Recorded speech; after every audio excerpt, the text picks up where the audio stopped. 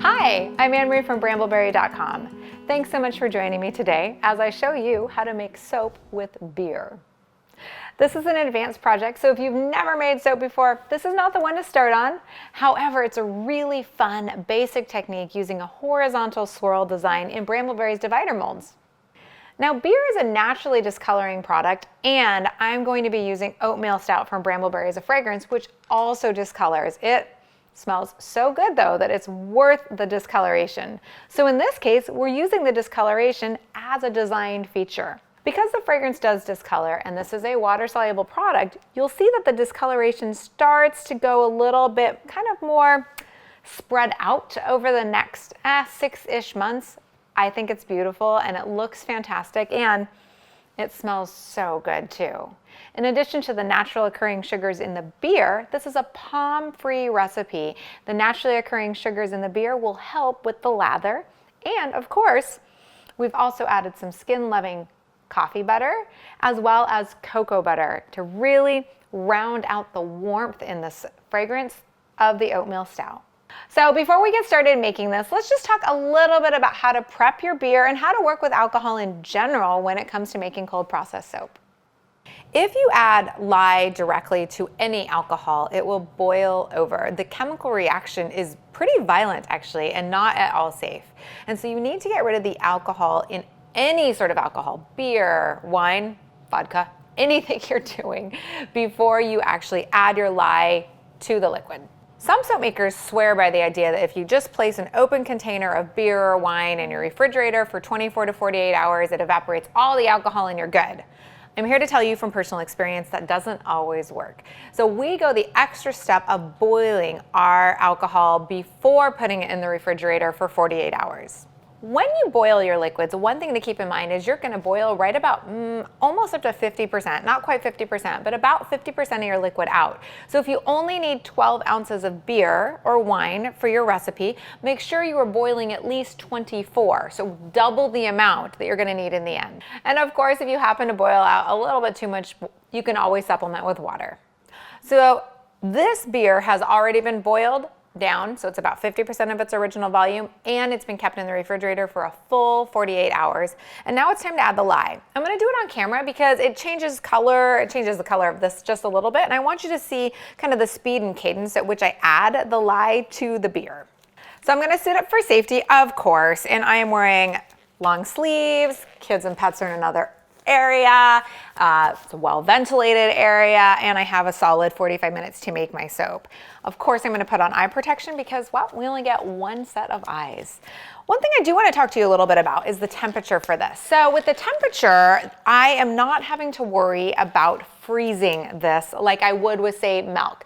And that's because there's no milk solids to kind of curdle or have to worry about. However, what you're going to see is you're going to see some color changes and maybe a little bit of a weird smell because the sugars that are naturally occurring in the beer or the wine are going to start, well, they're going to start scalding just a little bit. So I'm going to add this pretty slowly and stir. I'm also going to kind of do this because I don't love the smell of it. But I don't need to worry nearly as much about the temperature situation as I would with milk soap, or just adding so slowly and all of that. So now it's starting to look a little bit, well, gross. That's definitely a gross look. Doesn't look wonderful, but you can see that we're getting some scorching. I can't hear anything, just a little bit of steam coming off now. This is going to get to a solid 180, and I always measure out my lye in a separate container. That's because if you add it directly to here and you accidentally add too much, your whole batch will have to be reworked. So we always do our lye at Brambleberry in a totally separate container just for the extra added measure of safety. And now I'm actually going to rinse this lye container out in the sink right away because I wouldn't want to accidentally stick my hand into it or have a tip or anything like that. As you can see, I'm starting to develop, well, a weird color. It's not transparent. It is still translucent, which means I need to keep stirring. And if I stop stirring, little bits of kind of bubbles form at the very surface because it's getting really nice and hot. because this is not transparent, it's essential that you keep stirring to make sure there are no little tiny lye flakes in the bottom. As you can see from this, the color of your beer really does play a role in your design. So we used an IPA, which is kind of a medium, but like if you're gonna use a Guinness or something, it's very dark, or say one of those really light colored beers, that would be a little bit easier from a design standpoint. But keep that in mind if you're thinking that you're gonna get like a white bar out of this, because you're not. You might need a little bit more titanium dioxide than you were expecting, even just to get your original design idea. So my beer is cold at this point, because you always want to soap with cold alcohol when you're soaping. And I'm just going to add the beer and the lye. So it's beer and lye together. So the beer lye water, slowly into my melted oils. And as soon as they're in, I'm going to give it a quick stick blend. I see there's just a little bit left kind of in here, just kind of the sugars that have mixed with the lye. Don't worry, that smell that you smell, I know you can't smell it, but when you're making this, you're gonna smell it. It goes away. It goes away almost instantaneously, and if it doesn't for you, it takes about 7 days, but then you won't be able to smell that. And that's just the smell of kind of the sugars that have scorched in the beer water.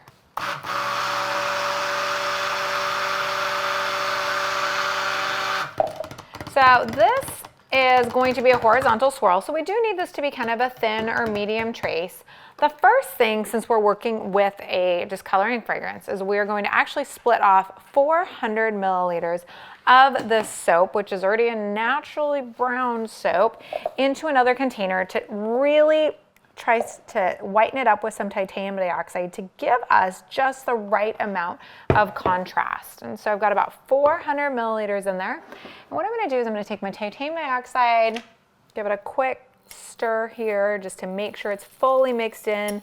Titanium dioxide is one of those colorants you definitely need to pre-mix with a little bit of oil because it acts like a clay in the soap, so it can dry it out just a little, but more importantly, it really does tend to clump. And so I'm going to add just a full tablespoon into this 400 milliliters. So now I'm just going to whisk this in, and I'm probably going to give it a really quick stick blend too, just to make sure I get everything fully mixed in, especially with the titanium dioxide. It tends to just clump just a tinge. I can see it got nice, so much whiter. So now I'm going to add some fragrance and charcoal to my base of my soap. The charcoal's pretty thin. It poofs up, for example, pretty easily if you haven't mixed it in with a little bit of oil, but I do like to make sure that I get all of it from the bottom because sometimes it just drops to the bottom of the mixing container. Then adding my oatmeal stout in here, gonna give it a quick whisk. And I am using the Brambleberry 9-bar divider mold. And I made this soap for you without the dividers so you can kind of see what it looks like cut. And then I also made it with the dividers so we can see kind of the difference between the two design ideas. So I'm at a nice kind of thin to medium trace. I'm going to take my mold here, pull out the dividers, and I'm using the Brambleberry silicone liner. I find the silicone liner to be really great to use because it saves me molding time, which is nice.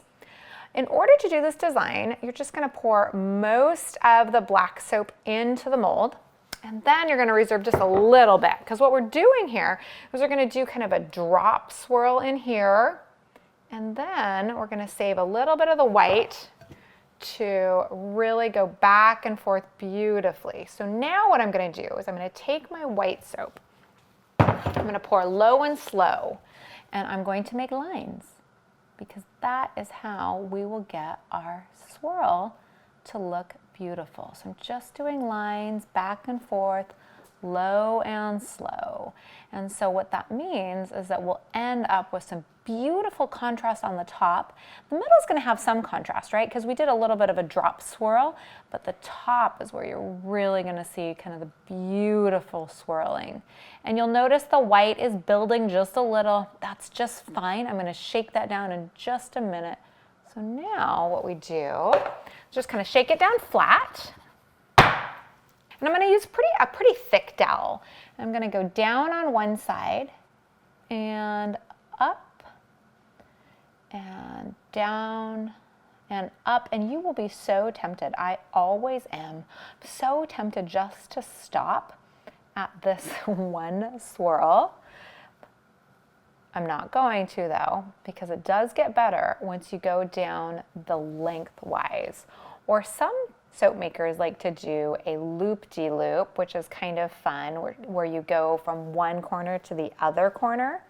In this case, for the horizontal swirl, we're not going to do this. The dividers drag the swirl down the sides of the soap in just a really nice, beautiful manner. And so when you end up with dividers, do I have any of this? There we go.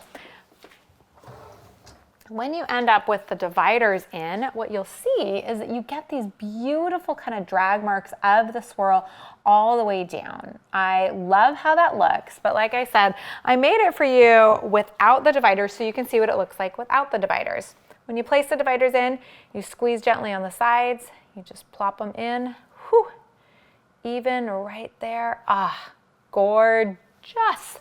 I love how that looks. Of course, I'm so hypercritical over here. I'm like, oh, there's not enough black in that one. These are so pretty. I can't wait to see your creations. But first, let me show you what this looks like without the dividers in. So on this one, this is a really fine swirl versus kind of the more chunky one that I just did. I did a really chunky swirl. This is a fine swirl. It's just a personal preference thing. It's how small you're making your lines back and forth to give you the fine versus the chunky swirl. So now I'm just gonna get this out in a very non-graceful manner. Yeah, very non-graceful. And then I'm going to cut it for you using a non-serrated knife. So the silicone liner really is easy. This is a palm-free recipe, so I did put it on a heat pad and I used sodium lactate to help with the unmolding. Here you can see exactly how many kind of drag marks you can see to get that very fine, beautiful swirl up on top. And now I'm just gonna kind of look at this and think about how I want this to be done. I think since I didn't put the dividers in, so the soaps are not big and tall, I think what I might do is actually cut more like all the way through here and this way, so I get less bars out of it, but they end up being kind of more of a horizontal bar like this. So here we go. Another thing I just want to call out is this one's only 48 hours old versus this one, so the discoloration really has not kicked in very much. Also, I'm seeing just a little bit of soda ash, so what I might do later when these are harder is run them through the soap planer just to kind of get some of that soda ash off. First things first, so I could use this as a guide, but like I said, this is a little bit taller, so I'm going to just score these kind of down, and I'm just eyeballing here. And that's how I'll do my cut. So these are gonna end up being kind of wider, thin bars. I'm gonna end up with a little bit of more of a guess size over here because I did not score very well.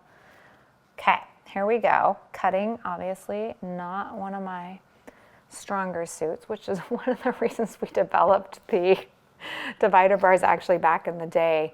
Ooh, I see a little bit of breakage here. So this is definitely just a little bit soft, but that's okay because you can really see the gorgeous drop swirl in here. And I'm gonna give this a really quick cleanup now because I cut not perfectly. There we go. So you can see the drop swirl in here. It's really pretty. It's definitely not the same as, say, pulling the design down though, right? So these are two different looks based on kind of using the dividers or not using the dividers. So it's a total personal preference to you on how you want to do your soap. If you want to use the dividers or if you don't, they both make beautiful bars of soap. Okay, so here's another really good example of how beautiful this looks when you don't use a divider. So from the side, we have a nice drop swirl. From this side, you can really see where we were doing the kind of finer swirling technique. So both of these are absolutely gorgeous techniques. If you make this soap or any soap, please hashtag it BrambleOn so we can see what you're creating. And if you like this video, give it a thumbs up below and subscribe to the channel so you get notified every single time we come out with a new video. Till next time, happy soaping!